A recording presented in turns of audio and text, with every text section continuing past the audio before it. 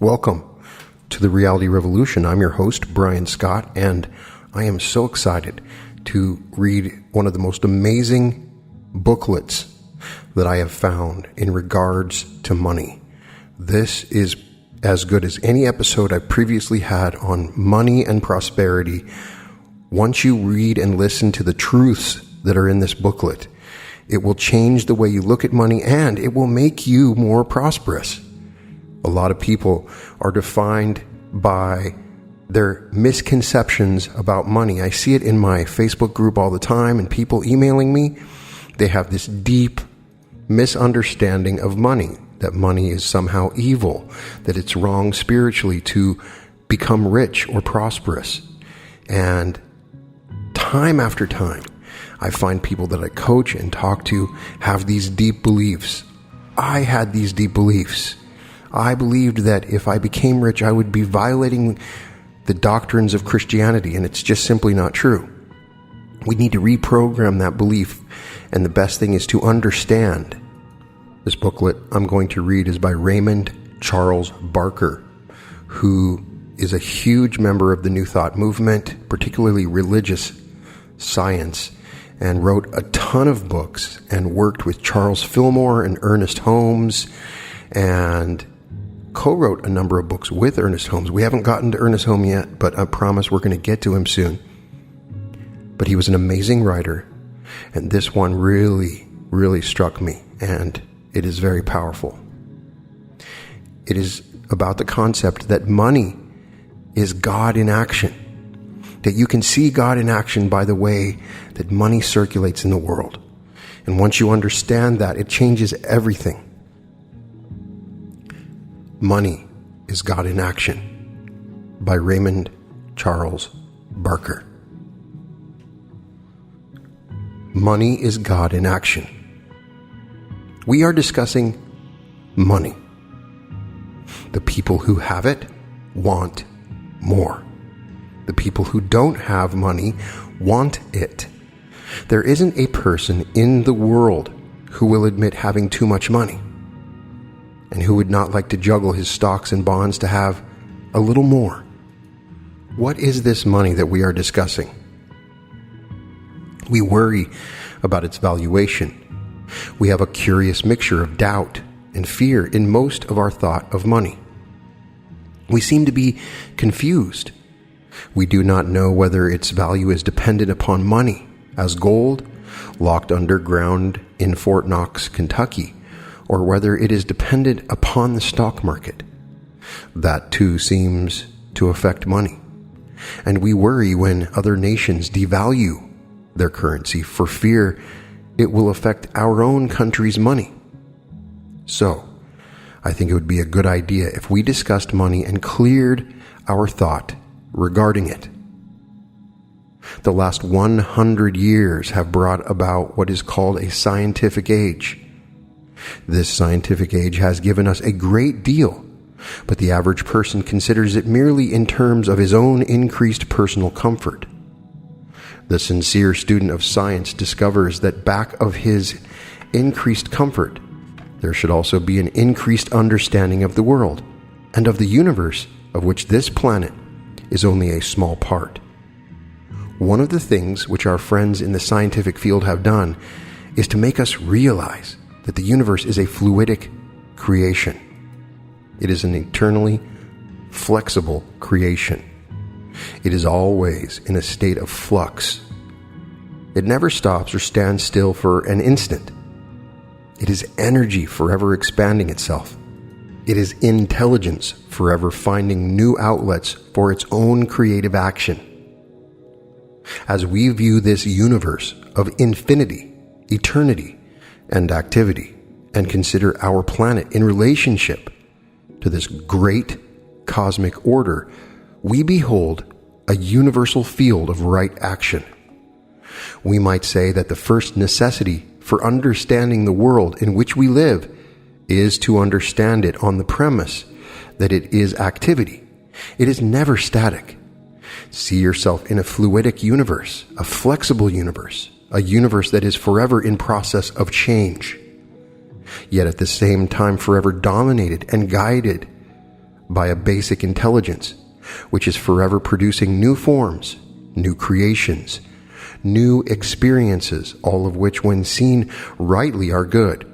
If you can realize that, then you will deal with your universe as a flowing thing. Then you will deal with your prosperity as a flowing thing. You will immediately realize that the average person has stopped his own prosperity because he has concluded that prosperity is money in the bank, or prosperity is money in investments, instead of seeing prosperity as a flowing thing, an inlet, an outlet of activity. There is a universal pulse beat. This great, flowing, pulsating universe has its own measurements of stars and atoms, its own pulse beat. You, as an individual, speaking of you now physically, have your own pulse beat, which denotes to the nurse or the doctor the tempo of your circulatory system. But remember that it is a circulatory system. It is an eternal movement taking place in you. In a well person, this circulation is in balance, always in right relationship. When your pulse is taken, no matter whether it is fast, slow, or average, it is an indication of the tempo of your circulation. Likewise, there is a barometer, if we wish to call it that, for our national pulse beat in economics. Many people pick up their morning or evening newspaper, and the first thing they read is the stock market page, the barometer of the pulse beat of the financial day as it has been recorded. If the market goes down, they moan. If it goes up, they rejoice. They have become dependent upon a set of statistics presented to them by authorities in the financial field for their feelings of prosperity. I am giving you these pulse beats because each is indicative of circulation. The stock market is dependent upon buying and selling. It is a circulatory thing, just as the pulse of your own body is dependent upon the beating of your heart, the circulatory system, and the moving of the blood throughout your body. All life is circulation. When I begin to fear lack, and that often happens, I immediately begin to work on my own consciousness, not with the question of how can I make more money, but with the question, what do I need to do to have money circulating in my world? For prosperity is the circulation of money in my world. It is movement. It is an activity. It is a flow. I have often defined prosperity as being a state wherein I am always able to do what I want to do at the instant of time I want to do it. In other words, if all the people attending a metaphysical lecture had sufficient money in their pockets to place a generous contribution in the offering plate, and they had sufficient money in their pockets to have transportation home, then at that instant they would be prosperous, despite what their bank account revealed, because they would have what they needed to have to do things they have wanted to do at the instant they wanted to do it. The older theologies have been telling us, for as long as any of us can remember, that money is a dangerous thing, that money is an evil thing, and that money is a sinful thing. In metaphysics, we do not believe that. But there are countless good people who believe it. And I look at them in amazement. For while they believe that money is the root of all evil, which isn't what Jesus said, they are forever bothering their employers for a raise. If you believe that money is evil, then why work for it? Why use it? Merely go and live with some kind relatives, and you won't need to bother about it. Money is a vital part of the necessary circulatory system of this age, as it is a necessity for the economic health of all of us. It must be a spiritual idea. The moment you shift your attention from the concept that money is evil to the belief that money is wonderful, you will begin to have a greater circulation of money in your life. Anything we love increases, and anything we criticize moves out of our lives. The first step toward abundance is to love money. Why? because it is the means which God is using at the present instant to maintain a circulation in your world of economics. But it must be a circulation. Therefore, watch out before damming it up, hemming it in, or putting a fence around it, because the joker is still in the deck of cards. If you die one of these days, your relatives have a free-for-all with it. That is the joker for people who hoard money. Circulation is necessary to my body if I am to keep on living. Circulation is necessary in the general field of economics if we are to have a healthy financial structure in this nation and in the world. Therefore, I can assume that circulation is necessary in my own bank account, in my own pocketbook, and more than that, in my mental attitude about money. I must believe that I am in a universe which is self-sustaining. If I am in a universe which is self-sustaining, then I must be part of it. And the creative process which causes the universe to be self-sustaining must likewise be in my affairs and cause my affairs to be self-sustaining. The universe is saying to the mind of man that if he will be wise in his use of money, if he will be receptive to the idea of money, he will have money. For no good thing is withheld from those who love God, and money is good. But you have to believe that money is good, so correct your thought about money. Next, we must be willing to live in a state of financial flux. We must be willing to live in a state of financial flexibility and meet it without fear. If we can do that, we will have more money. If only there were doctors of money, as there are doctors of bodies and doctors of the mind, for we need to be reminded often that we must be flexible in money matters. When the barometer on our bank account goes down, it is merely an indication that it will go up again. If we remain open to the idea of money, you must sell yourself on money as a spiritual idea until it becomes an automatic subconscious pattern within you. You will find that the people who have the greatest freedom in money are the people who no longer have to think about money. They have arrived at a subconscious conviction that they will always have it. And they always do have money because they are subjectively convinced of the fact. The people who have trouble in regard to money have not yet convinced themselves that they can live in this world and have the freedom and use of money. I do not mean millions of dollars. I mean enough to live more than comfortably. You are going to say, but doesn't money come from work? The answer is no. There are business executives who work only 2 hours a day or 1 day a week and take a 6 weeks vacation whenever they desire, and yet they receive their enormous salaries from work. They receive their money because they are considered to be worth that much money. And the reason they are considered to be worth this much is that they have convinced themselves that they are worth it.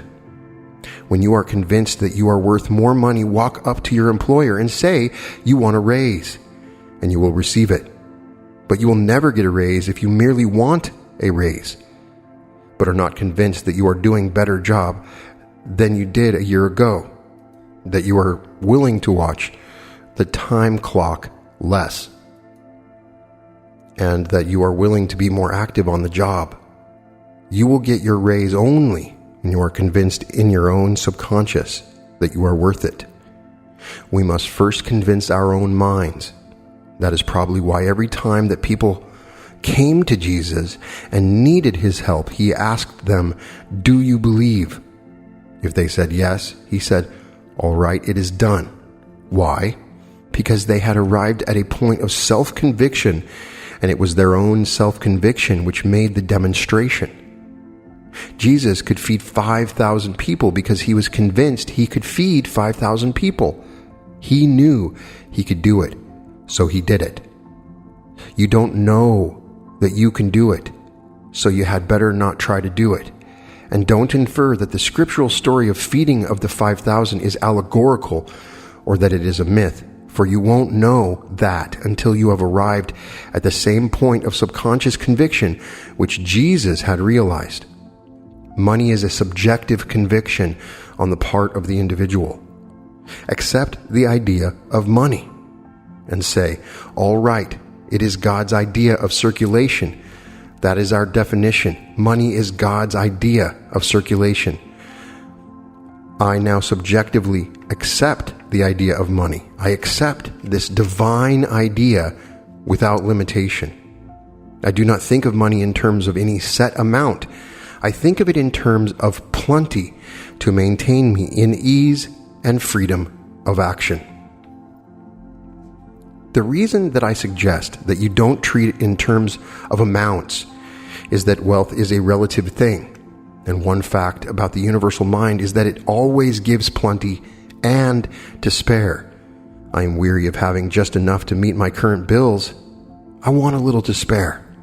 All right, that is the way the universal supply works. The universal intelligence works under a law of abundance without a secondary law of limitation. But most individuals attempt to work under a law of abundance with an unconscious pattern of limitation. So they do not have results. On the surface, they say they desire plenty of money, but their subconscious pattern is $60 a week.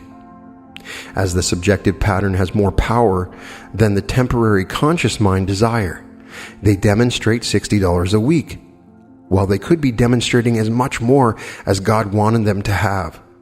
The universe takes us at our valuation, and each one of us needs to increase the consciousness of our own valuation in money. As we do this, money starts to appear in our experience. All spiritual treatment is an action of the conscious on the subconscious. Treat this way. Money is God's idea of circulation. This idea I accept. This idea I now accept as the basis of all my financial affairs. I like money. I believe that it is God's activity, that it is good. I use it with wisdom. I release it with joy. I send it forth without fear, for I know that under a divine law, it comes back to me increased and multiplied. If you will use this treatment and subjectively accept it, you will be amazed at the results. Money is a spiritual activity. It is good. It is wonderful, and we should love it. It is not filthy lucre. It is not sinful. It is not the devil's playmate. It is God in action. The stock market is a financial barometer. We do not condemn it. We do not criticize it. Neither do we bless it. We merely leave it alone. We use it as an orderly part of our business world. We do not worry about the value of dollars because whether values go up or down, we, who are convinced within ourselves that we are worth plenty of money, will always have it. We will always have money because the law of prosperity is based on the perpetual circulation of God's idea in the infinite mind. This great circulation of thought is pouring into our consciousness and appearing in our world as cash on hand. This process goes on eternally, despite the value of $1 or the value of £1 sterling. But the people who believe that their money is dependent upon the stock market, or believe that their money is dependent upon valuation, or believe that their money is dependent upon hours of work, those people are living under the bondage of limitation, and they do not demonstrate money. They demonstrate more worry, more watching, more fear, because that is where they have placed their attention. That is where they are setting up cause. So they reap a similar effect because cause and effect are one.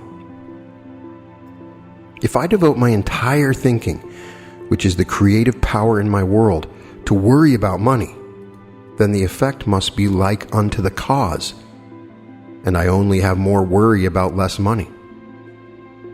That is completely logical as well as completely true.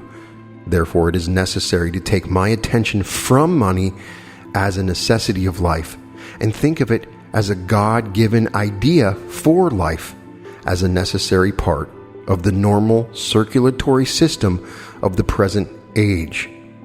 Say to yourself, isn't money wonderful? I'm going to release it with joy. I refuse to worry, for there is plenty more money for me. I want to close this with a specific mental treatment for money. I want you to be clear on this one idea. I'm not giving you a treatment to increase your salary. I am treating for money. After you read and declare audibly this treatment for money, you must be willing to take it when it comes. If someone stops you on the street and invites you to a fine restaurant, go. Let your money come from any direction. I have known people who came to our practitioners' offices for a money treatment, and after the treatment was given, they would go out and mingle with a group of friends. I would hear a friend say to one of them, "May I take you to lunch?" And he would say, "Oh no, I couldn't accept." Then why should he take a practitioner's time to treat him for money? If someone says to you, "I want to give you something," and it is all usable, take it. If it isn't usable, take it anyway and give it to someone else, because that is the way bridge prizes circulate. Remember that if money is God in action, it is a spiritual idea in your life, then you should welcome with joy anything resembling it. Be a little enthusiastic about money.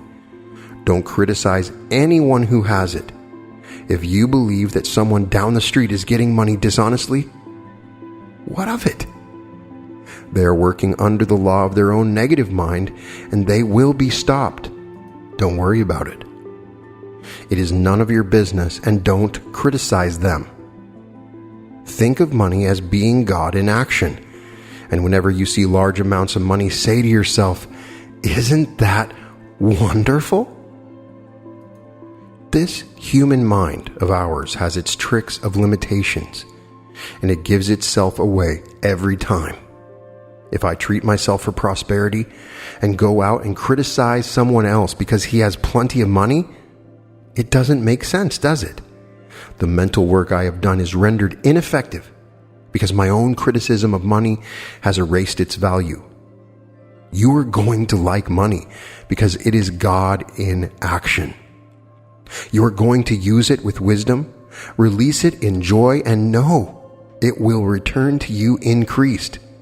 Say to yourself, "Wait a moment, I always had enough money to meet my needs, and the infinite Spirit is not going to stop my income at this point."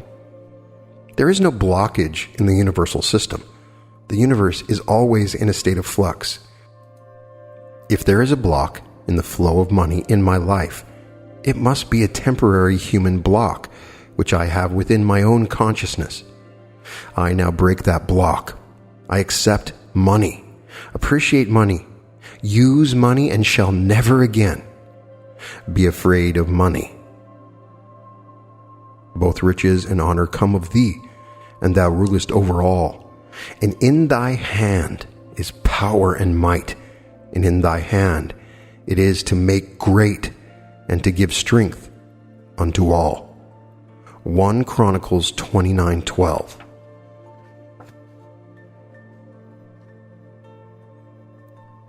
Treatment for money. Say this out loud or listen to it any time you want to change your subconscious beliefs about money. The more that you say it, the more effective this will be. Treatment for money.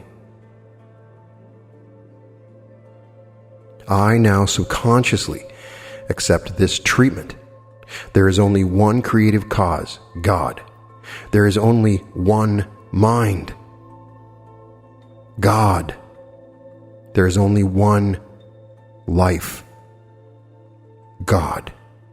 There is only one substance, God.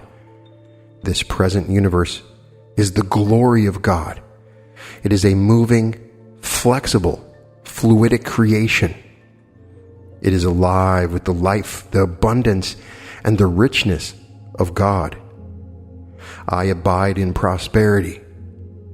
Mind created me in order that it might act through me. Therefore, I am receptive to its abundance.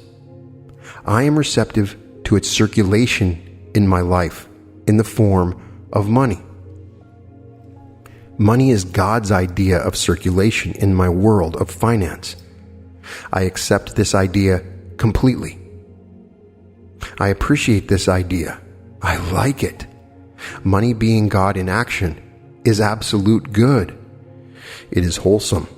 It is a blessing to man, and I am now prospered with it. I have no fear of lack, for I believe that I have plenty of money. It is God's activity in my world. It is God's activity in my bank account. It is God's activity in my investments. It is God's activity in everything to which I lay my hands. This money is flowing. This money is free. I do not attempt to lock it up. I do not put a fence around it. It is God's money. I let it flow in. I let it flow out. As I release it, I know that it comes back to me pressed down, shaken together, and running over. The Lord is my shepherd. I shall not want. I am now free in money. I rejoice in it. I appreciate it. And I thank God for it. I have money forevermore. Amen.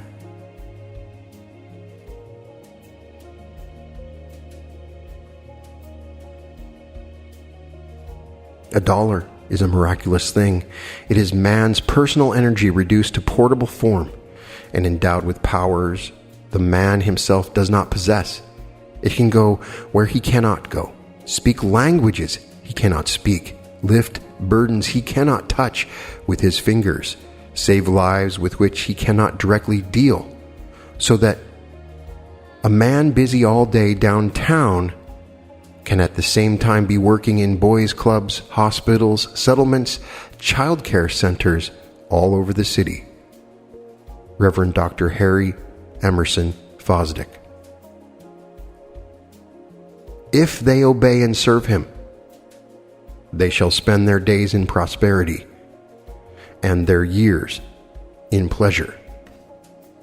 Job 36:11.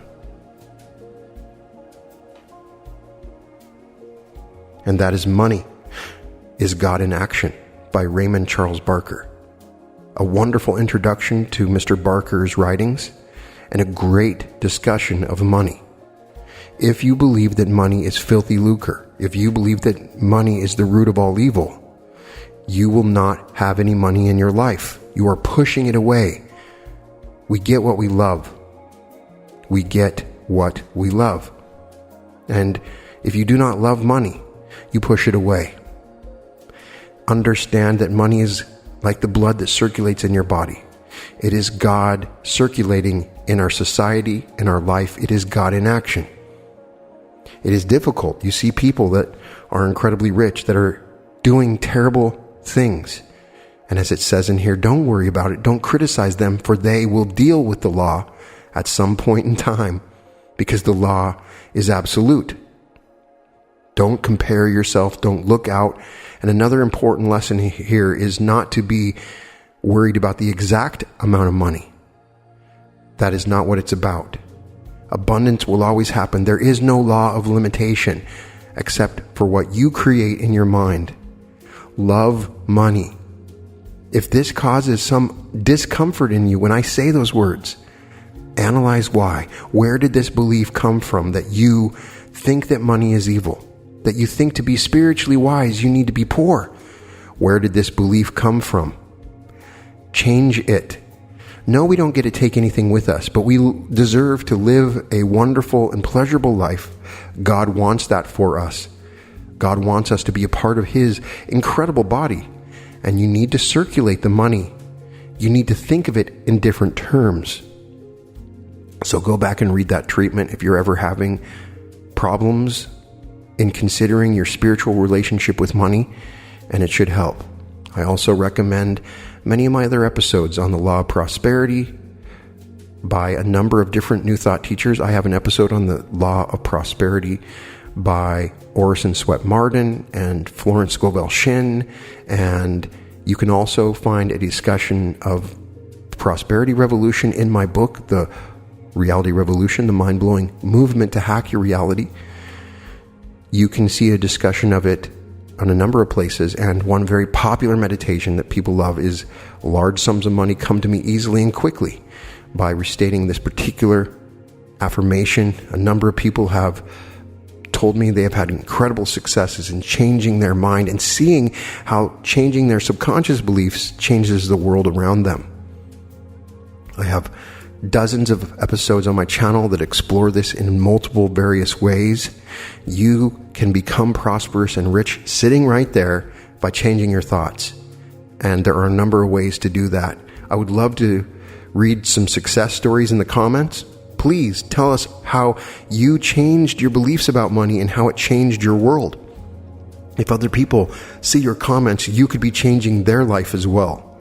We need confirmation, and I see confirmation all the time. It happened for me.